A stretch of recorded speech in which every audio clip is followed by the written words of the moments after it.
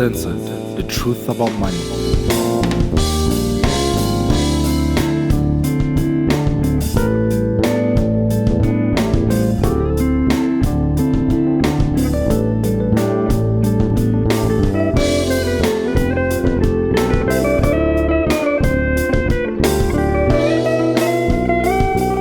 Hello, hi. Welcome to Uncensored, the truth about money.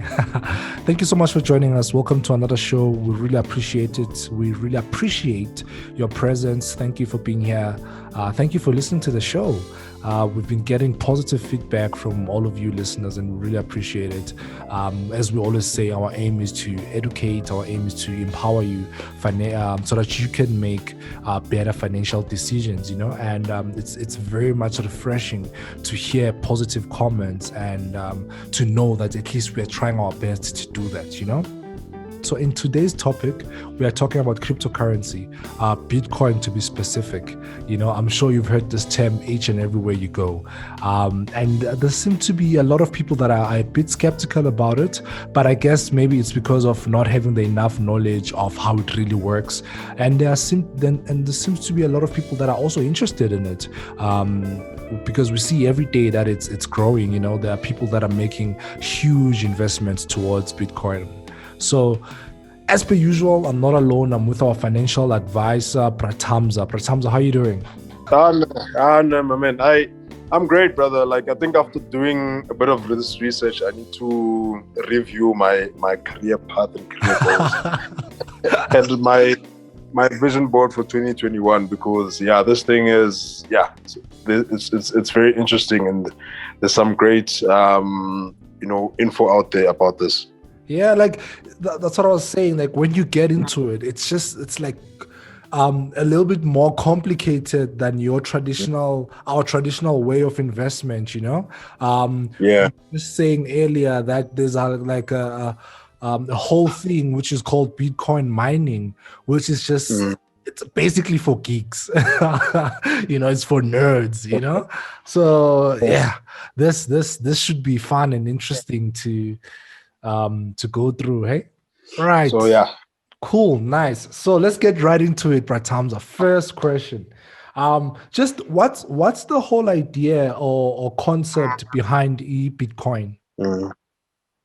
All right. So Bitcoin was initially founded in 2008, 2009, after the whole financial meltdown that happened over the world, and people were just looking for ways in which they can have money or handle money, but not have your commercial banks or financial institutions in between, because that's what crashed the whole financial institute in 2008, where there was banks that were giving out unsecured home loans, and that just caused a ripple effect in the whole financial system. So a few people, or there was an individual, although there's no face to it, by the name of Satoshi Nakamoto, who created this virtual currency, where it's basically alleviating the whole process of the middleman, which is the banks and the financial institutions.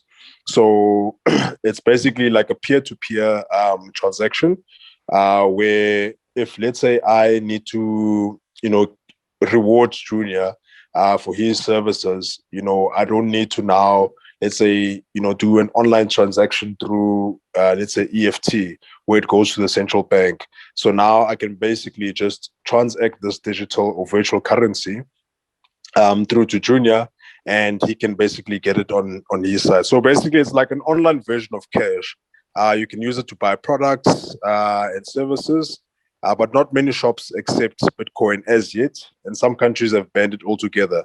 Although they're still skeptical about it, yet as more people get into Bitcoin, as more financial institutions now have influence or have confidence also in the Bitcoin industry, we're seeing a lot of people out there actually starting to warm up to the idea. So, for example, last year, October, there's an online payment service called PayPal that it announced that it would be allowing its customers now to buy and sell Bitcoin. So, so basically, that's what I'm saying. People are starting to get more confidence in it because large institutions are starting to buy into it. So this is so its main purpose. So this is an online currency. Yeah, 100%. So you've mentioned earlier on about a financial institution that was a way of having money virtually online without Mm, the involvement of financial institutions because of what happened back in 2008. So yeah. if Bitcoin then is a decentralized form of currency, then how reliable and safe is it? So I get it. It's called cryptocurrency. Sure. So what it basically means is that when I transact with Junior, I send Junior an encrypted code on my side, and then it's like basically like an ATM pin. Let's say 345, for example. But with Bitcoin, it's like maybe 30 letters or 30 characters, Yeah. all with numerics and letters combined. So I Yeah. send an encryption through to Ujunia, which obviously is encrypted. And then Ujunia, when he receives it on his side, with his system, he's able to decrypt that transaction. So basically, there can't be any hackers in between. So the people that are making this possible or making it safe, there's what we call miners. All right. So miners, they use a blockchain technology.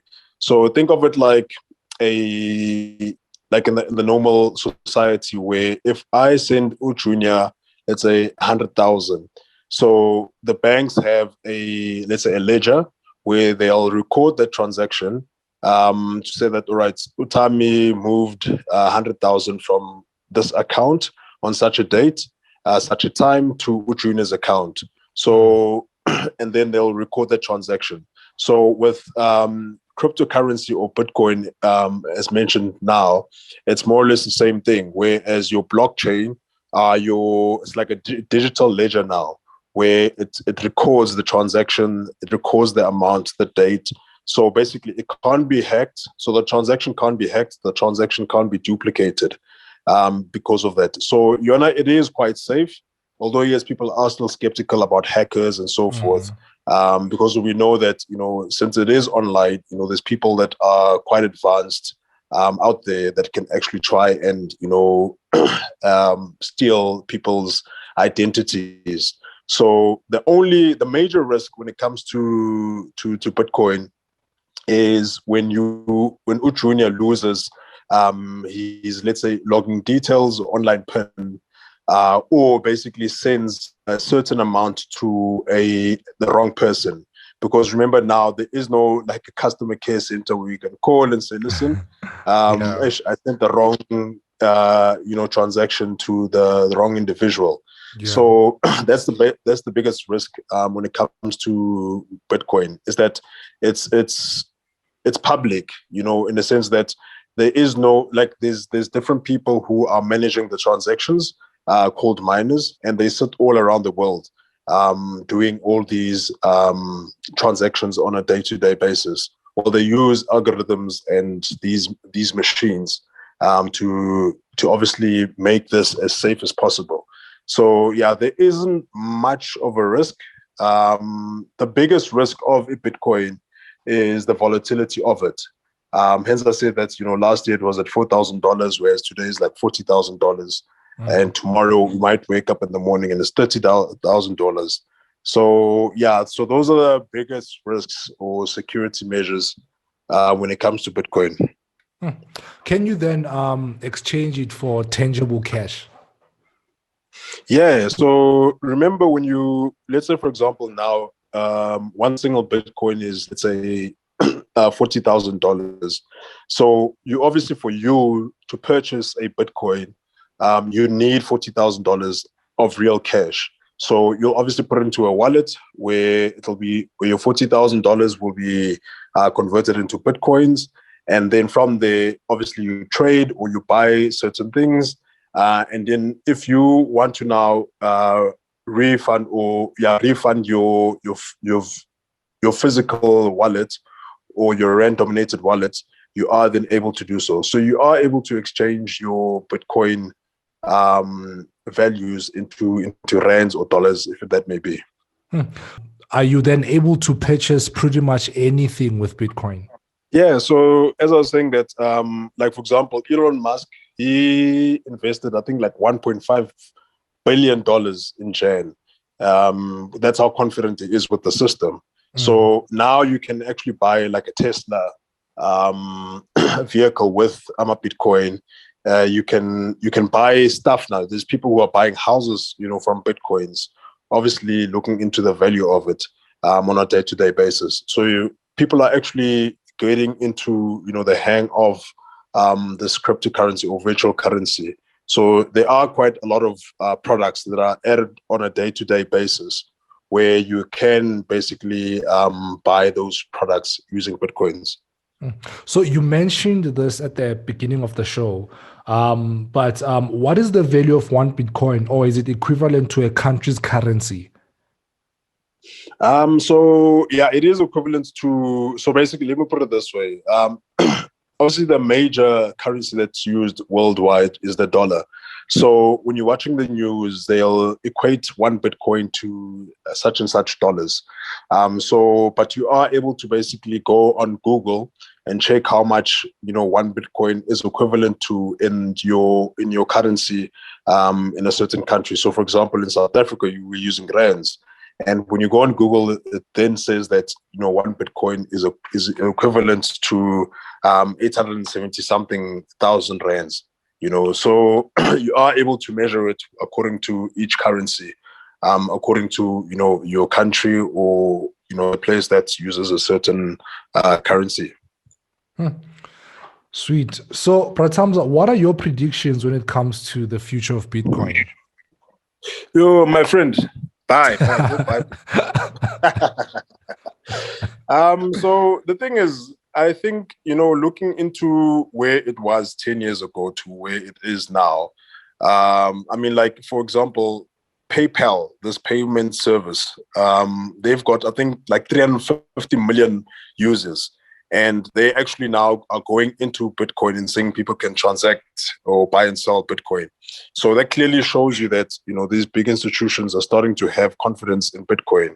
And countries, let's say 10 years ago, they were like, this is a bubble, this is just another Ponzi scheme. Whereas now, those same countries that banned Bitcoin from being, transacted in their jurisdiction, are now the ones that are favoring Bitcoin.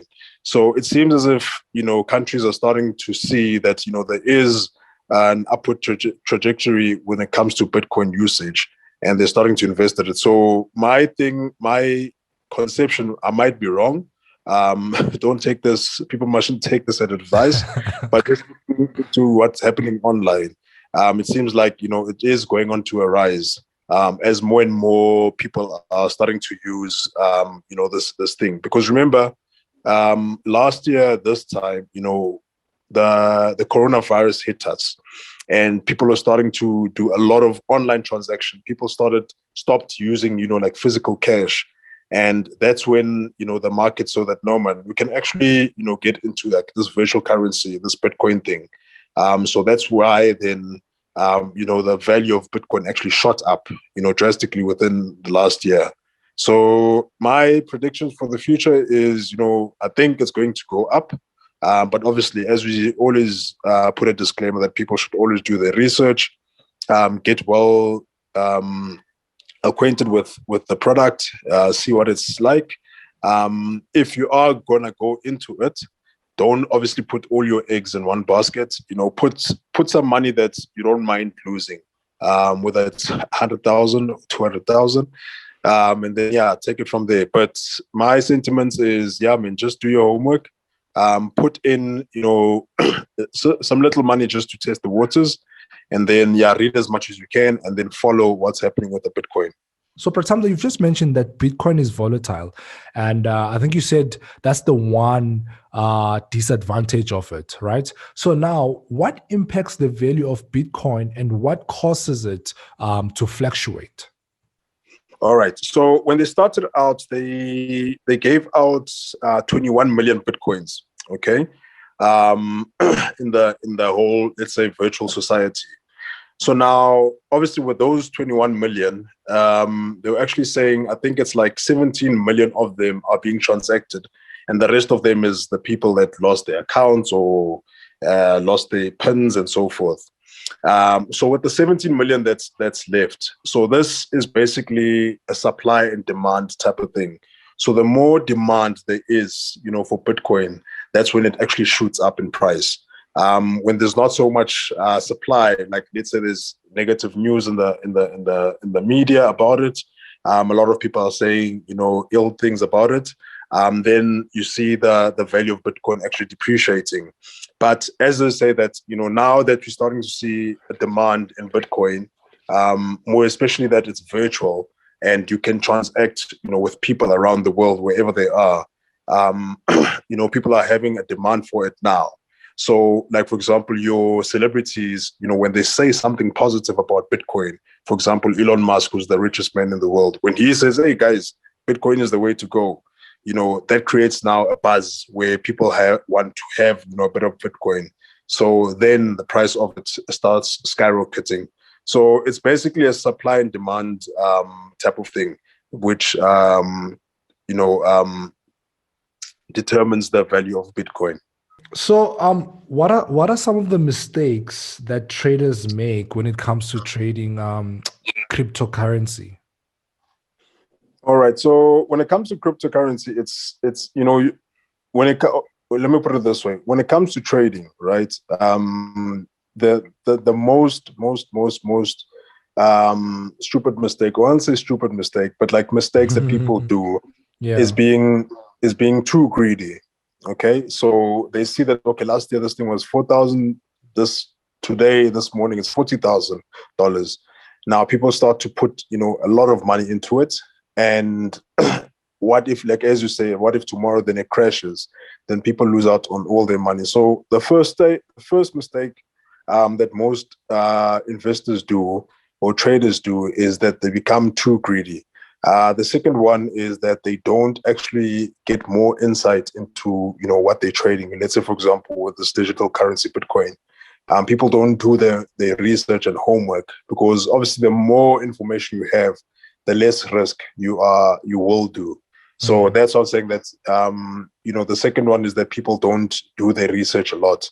And then the third one is Bitcoin. When you're gonna trade Bitcoin, just like any other currency or any other let's say denomination or trading platform, is that people do not they think this is like your banks, where I can just put, let's say, 5 rand and leave it there for 5 years, and then I'll see after 5 years what it does.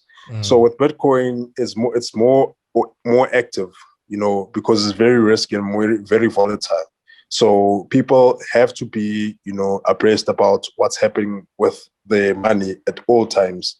But now the nice thing is that there's actually apps that you can download on your phone or computer and actually check, online, right there with the click of a finger, what's happening with your money. So, yeah, it's basically, that's what's saying. Number one is greed. Number two is lack of information. Number three is people not actually following what's happening with their money. And there's no such thing as being rich overnight, right? Being a millionaire overnight. Hey, with this Bitcoin, my man, they were saying that it's making people millions, because that's what I say. That look into, if I had to put, let's say, for example, 100,000 last year, in January, today I could be a millionaire, in just the space of a year. To show you the volatility of it. But yes, you don't become a millionaire overnight, because obviously you have to pay your school fees. You're going to make your mistakes. You're going to make that money. You're going to lose it. So after some time, after learning and actually mastering what you're doing, that's when obviously the success comes. But as you say, you don't get rich overnight. And yes, people on social media, sometimes they they post these nice cars and so forth, but just to find out that person is not a real trader. They're just scamming people. But as you say that, do your homework. You are able to make a success of it, whether it's Bitcoin, whether it's any other commodity that you want to trade. But do your homework, get into it, do the demo accounts, do the demo tradings, and then take it from there. Whoa, Pratamza, thank you so much. This has been great. Thank you so much for your time. Thank you so much for your wisdom and your knowledge. We really appreciate it, man. I know, all good, man. I actually, while I was reading up on Bitcoin, I actually bumped into a video, and hey, all of a sudden now I've got a Bitcoin app. So yeah, it's interesting. So now you're a trader, man. You're going to trade. I want to try it, man. I'll put 10 rand. Thank you so much, everyone. Thank you guys for listening to another episode of Uncensored, The Truth About Money. Really appreciate it. Please don't forget to subscribe. Whichever platform that you use to listen to this podcast, please don't forget to press that subscribe button so that you may be reminded whenever we drop a new episode. And don't forget to like our page on Instagram. Please do not forget to follow us on Instagram. Don't forget I don't know why I said that twice. Don't forget to follow us on Instagram. It's important. Sweet. Yeah. So don't forget to follow us on Instagram. Don't forget to send us your questions, whatever questions that you might have. Even if we have, even if we've spoken about that a certain topic way back, and you still feel like you want to ask about it, please feel free to ask about it. We don't mind, But from us to you, we love you. Thank you so much for joining us. Enjoy the rest of your day. Anything, Pratamza, before we go? No, all good on my side, I mean, thanks for coming up with this topic. It was very insightful. When you don't know about it, it really is overwhelming and intimidating. But once you get into it, it becomes much easier to understand. So thanks for the show, brother. Thank you, man. Thank you, guys. We love you. Bye.